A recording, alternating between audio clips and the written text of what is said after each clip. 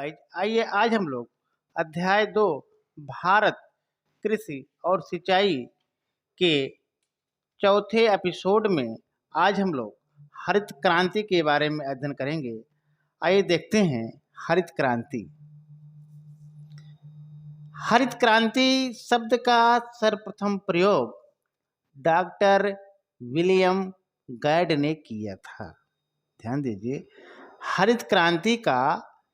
हरित क्रांति शब्द का सर्वप्रथम प्रयोग डॉक्टर विलियम गाइड ने किया था।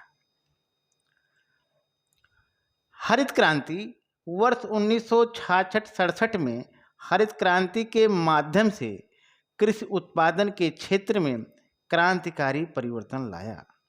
इस कार्यक्रम का मुख्य उद्देश्य उन्नत किस्म के बीज, खाद, सिंचाई तथा आधुनिक यंत्रों के उपयोग द्वारा कृषि उपज में तीव्र गति से वृद्धि करना था। इसे ही हरित क्रांति कहते हैं। भारत में डॉक्टर एम.एस. स्वामीनाथन को हरित क्रांति का जनक कहा जाता है। ध्यान दीजिए, भारत में डॉक्टर एम.एस. स्वामीनाथन को हरित क्रांति का जनक कहा जाता है।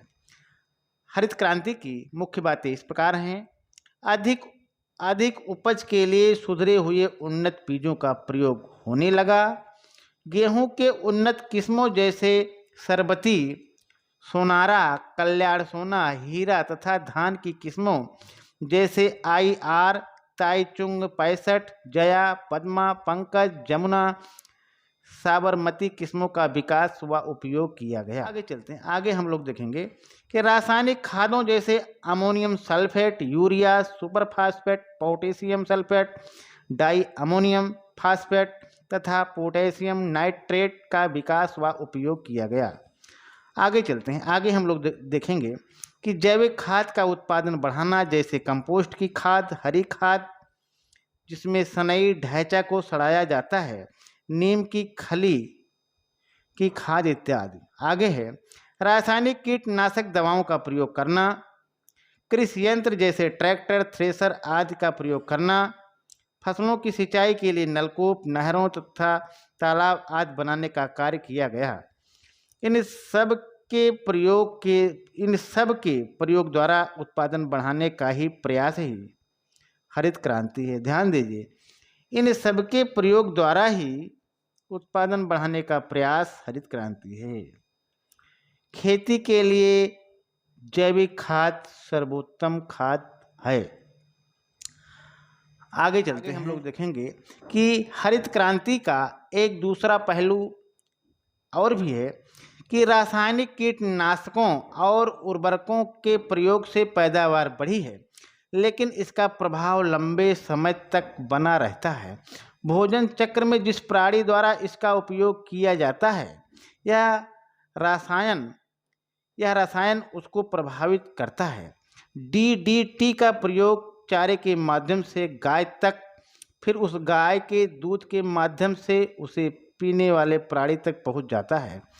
इसमें से कुछ रसायन ऐसे हैं जो घातक बीमारियों को जन्म देते हैं, जो हमारी रोग प्रतिरोधक क्षमता को कम करते हैं तथा मिट्टी और जल स्रोत को प्रदूषित करते हैं। सारांश में हम कह सकते हैं या